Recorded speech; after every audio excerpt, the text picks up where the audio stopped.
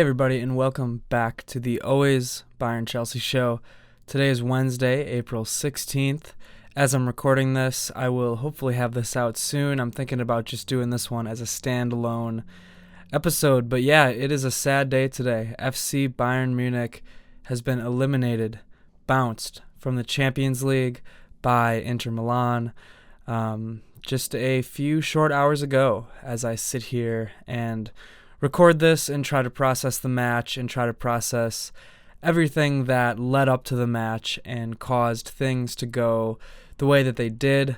I'm obviously dealing with a lot of emotions right now. This was Thomas Muller's last Champions League match for Bayern Munich, but I'm also proud of how the guys fought. I don't really have a problem with how they played today, outside of a few things which we'll get to as we talk about this match, but I'm overall proud of the spirit that they showed, especially in the second half, especially at the end of the match. They really left it all out on the pitch today, and it just wasn't enough, sadly. That's how things go in sports sometimes, you know. The ball bounces one way. Sometimes you don't have all the luck on your side and whatnot. But yes, this is a video episode, though, I will say. So go ahead, subscribe to that YouTube channel, Always Bayern Chelsea. The season's not over, although Bayern's Champions League hopes of, getting glory in Munich this year are shattered. The Bundesliga is still up and running. Bayern is still in the lead in the Bundesliga, and we got to focus on that now. We got to focus on not bottling that. And then we head to the Club World Cup, so a lot of fun stuff coming, and we'll be covering it all here at Always Bayern Chelsea. Chelsea plays as well tomorrow in the Conference League, so Jim will have all the coverage for you about that one. But let's talk about this match. This devastating match, this heartbreaking affair. But again, I just have so many emotions about it. There's so much that happened in this one, and I'm overall, like I said, proud at the spirit that the guys showed. But yeah, it was a 2-2 draw, and that means that Bayern Munich lost 4-3 on aggregate after losing 2-1 prior in Munich the week before. Let's run down the lineup that Vincent Kompany used in this one. It was, I think, a good lineup. I was happy with the lineup that Kompany put together. I mean, he doesn't have a whole lot of options right now just because of all the injuries. I mean, you have four of your best players, four of your most important players injured, and yeah, that certainly didn't help things. Three of your most important defenders, your three best defenders, I'm including Neuer in that, are injured. And really, I don't know of a team that would have put up a better showing or could have done more in this circumstance with this many injuries. So, again, it stings. It stings really bad. I'm heartbroken because despite all the odds, I thought Bayern could have done more. But again, let's talk about the lineup. So, Jonas Erbig started between the sticks there at the keeper position. I'm really impressed with Erbig. I'm really proud of him. I feel like a broken record, but again, this was another match where neither of the goals really were on Erbig. They were on the same old defensive issues that Bayern Munich has been experiencing lately. So not on Erbig. I'm impressed with how calm he was. I'm impressed with how cool and collected he was. I think, he's shown enough so far for me to really believe in the kid. And his saving ability, his shot-stopping ability, or maybe like his reaction time, I should say, because he has a lot of natural talent and ability to make saves. Sometimes his reactions, I think, are a little bit slow, or his communication with the back line is a little bit off, which is to be expected for a young keeper working with a back line who is patched together and is not filled with everyday starters. But his ability to play on the ball, the way that he plays on the ball is really, really impressive, especially for such a youngster. So, yeah, proud of Erbig showing today. I mean, the kid got thrown into the spotlight, and I think he did a very fine job in the Champions League, and just with how he's been thrown into the fire, so to speak. Back line, you had Josip Stanisic as the left back, Eric Dier and Kim Min-jae as the center backs, and Konrad Laimer as the right back. The outside backs, I thought, did a really nice job. Both guys playing out of position because of all the injuries that we have. Again, that'll probably be a common theme, and I don't want to sound like a loser talking about that stuff, but because that's kind of loser speak, blaming things on injuries or talking about injuries, but you can't talk about how things went in this match without laying down the facts of we were missing our two best defenders and our keeper, so I can't avoid it. But the outside backs had a nice game, I thought. Both Leimer and Stanisic, I thought, stepped up nicely. Neither of them are Alphonso Davies. They're not going to, completely blow you away or anything, but they both were solid. They didn't have any major lapses, and they both, I thought, worked to progress the ball and connect with the offense. The center backs, on the other hand, man, not a good match from Kim. Not a good match from Kim. I respect his spirit. I respect him fighting through injury, but we have seen one too many mistakes leading to goals from Kim Min-jae in big moments where it's just tough. It's just tough. And I'll talk more about this when we talk about the goal. But yeah, Kim does not make the right decision. Too often he does not make the right decision, and Bayern has paid the price for it. Eric Dier, on the other hand, I thought was good. I thought Eric Dier was solid. Both Kim and Dier both did get yellow cards, which probably hurt their ability to be more aggressive as the match went on, which ultimately hurts the team. But I thought the yellow card on Dier was silly. I didn't think it was a good call. The one on Kim was deserved. It was on a challenge that Kim did not need to make, and it was overly aggressive and a deserved yellow card there. Dier probably didn't need to make that challenge either, but I don't think Dier should have been awarded a yellow card for his. Either way, Eric Dier scored a goal in this match, and Eric Dier had one key game-saving sliding block. And yeah, I mean, Eric Dier outplayed Kim Min-jae in this one, and Eric Dier has consistently outplayed Kim Min-jae in these huge matches. So take that as you will. Again, I don't want to rip through Kim left and right here, but it's just, I'm going to call it like I see it, and Eric Dier outplayed him. Eric Dier, the guy who was banished from Spurs, did nothing on Spurs, outplayed Kim Min-jae, the best defender in Italy a few years ago, funnily enough, on Napoli. So yeah, I'm not gonna talk too much more about Kim until we get to that goal.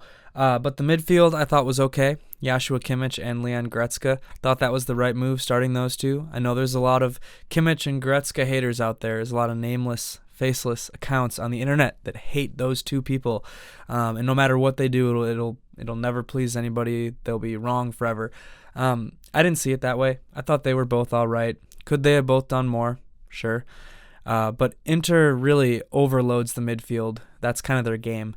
They play through the middle. They really seek to have that numerical advantage and just overload the midfield. So the pivot of Kimmich and Goretzka did what they could, I thought.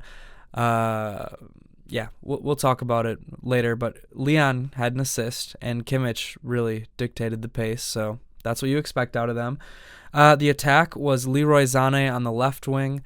Thomas Muller at the 10. Yes, Muller did start in his last Champions League match. Very good game for Muller as well. Muller was probably the most creative guy on the pitch. Surprise, surprise, that's what Muller does. And then we saw Michael Olise on the right wing, Harry Kane at the 9. Kane scored the opening goal. A brilliant individual effort by Harry Kane. And once again, Kane scores in a UCL knockout match for Bayern Munich. It's just what he does. It quite simply, it's just what he does. When nobody else on the team is scoring, Kane scores. And you can try to argue that if you want. Certainly, there's a man on Twitter who has been arguing with me about that, but I don't know what to tell you. If you want to have this agenda against Kane and push it all day long, you can. If it makes you feel better, you can. But it's not helpful, because Bayern Munich's problems are not Harry Kane. Harry Kane, like I said, opened up the scoring in this match. And if our defense would have just held things together, we would have went into extra time.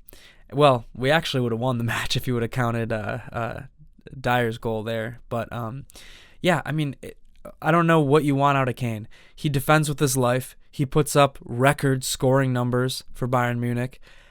Like I said, and defends with his life. I don't know. I don't know what else you want from him. If you think Kane is the problem, then I think you have a screw loose or something. There's a lot more things wrong with this team than Harry Kane. So I'm gonna leave it at that for now. Leroy Sané, very underwhelming. Very underwhelming. I get the decision to start Sané. I probably would have too.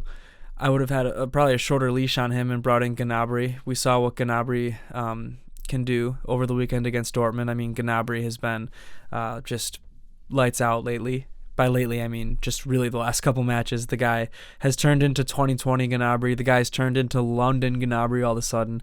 But Leroy Sané offers a lot. And the way that Bayern was kind of set up, the way I thought they were set up is Olise was really wide, stretching the pitch, and Sané was kind of closer in, hugging that area, I guess, closer to the box, really the area that Musiala would normally occupy on that left side. And Inter crowds the box. Inter has a low block, maybe a mid-low block, and they crowd the box. So it's not easy for a guy like Sané to break through that. But underwhelming game from Leroy Sané. Underwhelming game from Michael Olise as well. I thought Michael Olise was a little bit better than Leroy Sané, but he can be better. And I have high expectations for Olise just because of how good he's been this year for Bayern Munich. So take that as a compliment, Michael, if you're listening. I think you're a great player, a fabulous player. This wasn't your best game. It just wasn't. Credit to Inter. They defended their asses off all game. They really did. And they did it the first leg too. They defended their asses off. Inter, you got to hand it to them. You just got to hand it to them. Great game plan by them. Executed to perfection. Took advantage of Bayern's holes in their defense. Took advantage of the chinks in Bayern Munich's armor. Great game by Inter. Great game. Hand it to them. So yeah, that was how Kompany set up, and as the game started, it was more open than I expected. Both teams kind of had some chances. Urbeg had a nice save in there. Muller was really creative in the beginning, right off the rip. He was super creative, and had we scored an early goal, this match would have looked a lot different. Muller himself had a shot in the beginning, kind of a turnaround shot. Wasn't that hard of a save at the end of the day, but it was a little bit surprising. I think it took the defense by surprise. The ball made it all the way to the keeper, but yeah, it wasn't that hard of a save at the end of the day. I think really that kind of covers the start of the match. Urbeg with some decent saves, Inter lockdown defense, and then the 27th minute was when we saw that bad challenge by Kim getting that yellow card. 45th minute is when that happened to Dier. Again, I made my point about that earlier.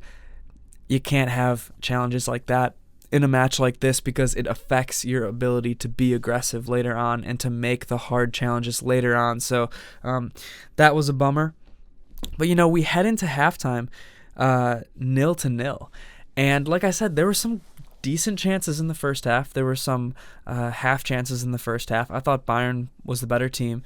There was a really good chance where Olise had the ball in front of the net, and somebody on Inter, I forget who it was, but just poked his toe in there as Olise was shooting and saved a goal, essentially. Just getting the nail of your big toe on the ball in that on that one saved a goal. So that's how close Bayern was at some points in this match. They were really just inches away from glory. But yeah, second half starts off, and 52nd minute we see Harry Kane get that goal.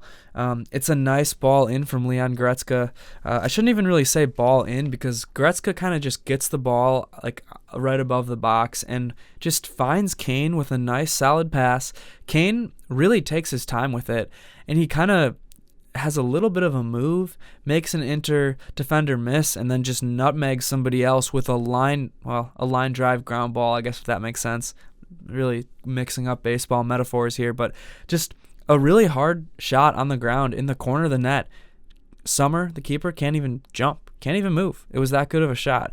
And again, that's Harry Kane stepping up. First half, he was a little slow, I thought. Obviously he's had that calf injury. He had sprained his ankle, and he's still out there playing 90 minutes every match. So the guy's hurting, but he still has it in him. He still has it in him to make that awesome shot. I mean, really, really good shot. Really mature, took his time, and banged that goal in, and you could see some light. I could see some light at that point. I thought, man, is this what we needed? Did we break things open and now Inter's going to panic and now we're going to get another one and walk out of here into the semifinals? It didn't happen at the end of the day. But, man, that was a good moment from Harry Kane. And again, I've seen so many people online count him out.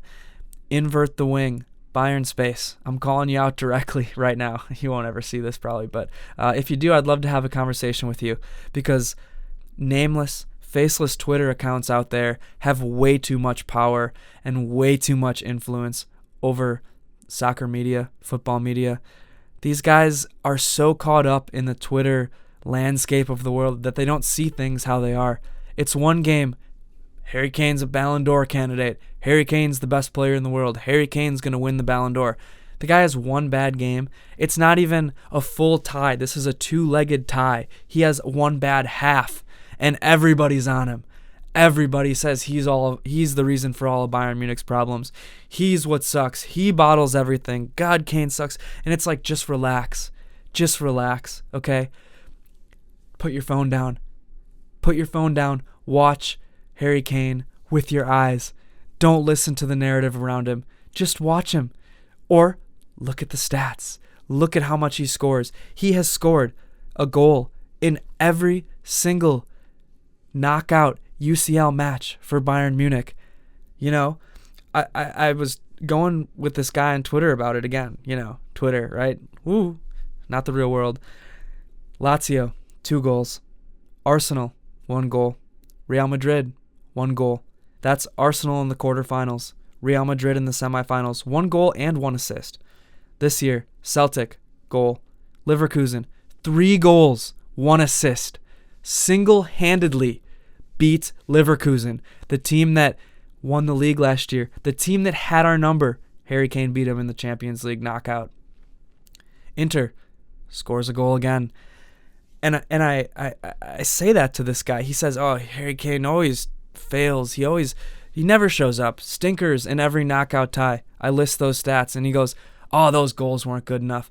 Oh, there was a penalty in there. Oh, that one was a tap-in. Do goals not count now? Do penalties not count now? I use this as an example because that's the narrative around Harry Kane. And it's so frustrating. It's so frustrating, and I get it. He hasn't won a trophy. He's the best player ever to have not won a trophy.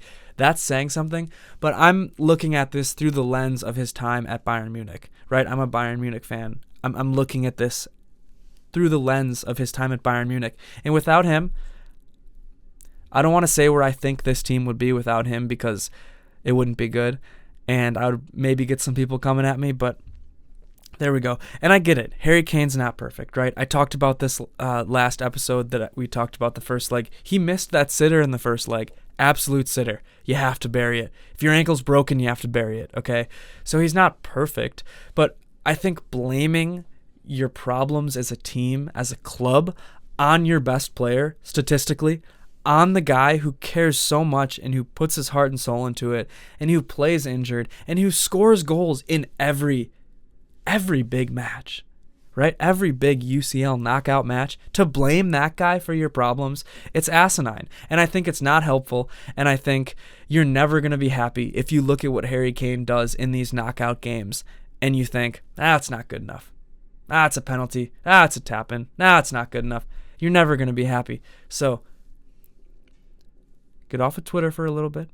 Put your phone down. It's springtime in Milwaukee. Enjoy it. Enjoy it. All right, listen to some music. Take a deep breath. Enjoy it all, baby. Yeah, 58th minute. It came crashing down because Martinez got that goal off of a corner. There's some chaos. The ball ping pongs back and forth. Kimmich tries to clear it out, fails to clear it.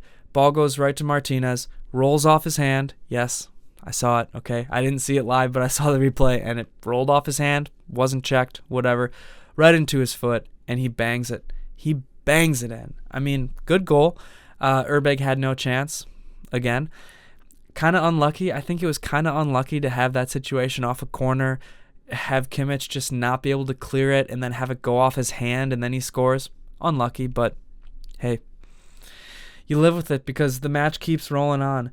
And unfortunately, 61st minute, it's just the same old story. Bayern scores, and then they concede right away. That's what we've been doing lately. We did it against Dortmund. We did it against Inter in the first leg. Probably did it some more that I'm not even thinking of. But with this ragtag, patched up defensive group, it's just going to happen. And I was not upset or not disappointed for some reason. I felt like I should have been, but I just wasn't. And maybe it's because I was expecting them to score off of some weird defensive things. I don't know. This whole match, I wasn't as disappointed or sad as am feeling like I should be. Maybe it's because, all season I kind of thought we should win the Bundesliga, but I wasn't expecting us to win the Champions League. Maybe it's because in the back of my mind, I know that Hansi Flick's Barcelona would rip this makeshift defense apart. But I don't even know if it's both of those things. Maybe I thought, the tie. I'm trying to rationalize this right in my head. I sent Jim a voice message about this earlier. Like, am I not so sad because I thought maybe the tie was over when all these other injuries happened? Maybe I thought the tie was over when Muller didn't start last week. Maybe I thought the tie was over when Sasha Bouet, instead of playing defense, ran up, missed the ball, and let up a goal. Maybe I thought the tie was already over somehow, but for some reason, I wasn't that frustrated. Like last year against Arsenal, last year against Madrid, I was way more, just worked up about it. For some reason, I wasn't this time. Maybe I'm growing. Maybe I'm dead inside. Maybe something out there. Maybe it's something in the water. I don't know.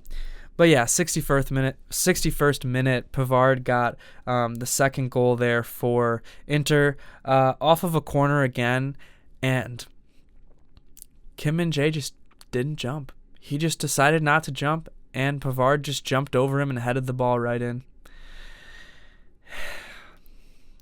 Yeah, this is the second year in a row in which Kim's individual mistakes have led to goals in the most key UCL knockout moments. And I don't say this lightly, but I don't think he's up to the task. Maybe his positioning was wrong. Maybe he didn't see the ball well enough. Maybe it was a miscommunication. Maybe his Achilles is so gone that he couldn't even jump physically. I hate to call out an individual player. I really do. I hate to rag on the guy. I really do. Because he's fighting. Because he's playing through all these injuries. Because he's been worn into the ground. Because Vincent Kompany played him 90 minutes every match when they were up 4-0 against the worst team in the table. He wouldn't go to Eric Dier for whatever reason. And now Bayern's paying the price. Kim's paying the price because Thomas Tuchel did it last year too. And it just seems like Kim isn't good enough at this point for this stage. I'm not saying kick him off the team, but I'm saying get another center back to challenge for that starting role. I'm saying next year, if we have the same center backs and we're in the Champions League quarterfinals and I'm making a lineup, I'm not starting Kim. I'm starting Upamecano and I'm starting Eric Dier. It's crazy to say, right? But Eric Dier outplayed Kim Min-jae this year, last year, in the UCL knockout stages. Kim is a great player. He has great qualities, great talent. I'm just not playing him in these big matches. I don't think you can risk it anymore. I really don't. I'll play him in the Bundesliga. I'll rotate him with hopefully another center back that you buy and Eric Dier. But I'm not playing him in these matches anymore. I'm just not. I'm just not. He didn't jump. He didn't jump and try to head the ball away. He's too aggressive with his positioning for these kinds of moments. He just is. And I think he's a nice guy. I think he has a lot of individual talent, like I said, but I'm just not playing him in these moments. I really can't. 65th minute, we have some subs. Good subs by Kompany. I think Kompany managed this game well, and I don't think he always does manage the games well, but this one I think he did. Serge Gnabry comes on. Rafa Guerreiro comes on. Leroy Sané, Kim Min-jae come off. Good subs. Like I said, clearly switching to a more offensive style of play, right? You got to get some goals now. You're down at this point 4-2 aggregate. You need some goals. And, like I said, Bayern was working so hard and they gave up those goals, and that kills me. That kills me because they worked so hard all game to get those goals and then instantly squandered it. But after that, you see that big Eric Dier save. You see that big Eric Dier sliding block at the death, at the goal line, essentially in front of the goal. Not quite a goal line clearance, but nonetheless, he saved a goal single-handedly and then goes down and scores a goal. I mean, come on. This guy's got what it takes in the big games. He really just does. 76th minute, Eric Dier levels the match 2-2 with a goal. Serge Gnabry with a great assist. Serge Gnabry comes in. Instant impact again. Serge is looking good. He shot out of a cannon. He comes in and kind of whips the ball into Dier. And Dier makes a shot that I don't know how it went in. I watched the replay 10 times. Still don't know how it went in. It physically, by the laws of physics or whatever, it shouldn't have been possible. Dier was like almost behind the net when he headed this in, and somehow it spun in. Now, if he wouldn't have made the shot, Joshua Kimmich was right there to bury it anyways, so it was going to be a goal. But insane how Eric Dier got that header in. That's his first Bayern Munich goal, as far as I know. He had one in a friendly against Salzburg, I want to say, but I think that's his first non-friendly goal for Bayern Munich. So what a goal for Eric Dier. Nice assist by Serge. And at that point, I have hope again. It's 4-3, and Bayern Munich is looking like the better team. 84th minute, we saw some more smart subs from Kompany. Kingsley Coman, Alexander Pavlovich come on. Konrad Laimer, Leon Goretzka go off. Bayern's going all out offensive at this point. And these subs helped with the energy. They certainly did. Towards the end of the match, really, Bayern fought. They really did. They gave it everything they had. And it wasn't enough, but it makes me proud to support this team. It makes me proud to support this club based off of the spirit that they showed in these final dying minutes. Stoppage time specifically, Bayern was desperate. And Inter collapsed. They really did. Complete, utter collapse. They couldn't string together 2 touches. They couldn't string together 1 pass. They were dead. Bayern had completely worn them out. They had no more legs. Might have as well been crawling out there. That's how dead they were. And again, this sounds like loser talk, I'm sure. I'm a loser today. My club lost. What can I say? If the match would have been 5 more minutes, Bayern would have scored. Guarantee it. Guarantee they would have scored again. I still don't know how they didn't score in stoppage time. It really looked like they did. Tons and tons of chances in stoppage time. Muller had a chance that he skied, unfortunately. Kane had a chance that he skied. This isn't all in stoppage time, but this is all at the tail end of the match. Muller over the crossbar. Kane over the crossbar. Coman over the crossbar. Gnabry had a chance in there too. And Bayern was fighting. They were, but nothing went in the net. Nothing went in the back of the net. And for as dead as Inter was, they somehow held it together. They really did. If this match, like I said, if it would have went in 10 more minutes, if it would have went to extra time, I think Bayern would have scored 2-3 more goals. I really do. That's how it was looking at the end of this match.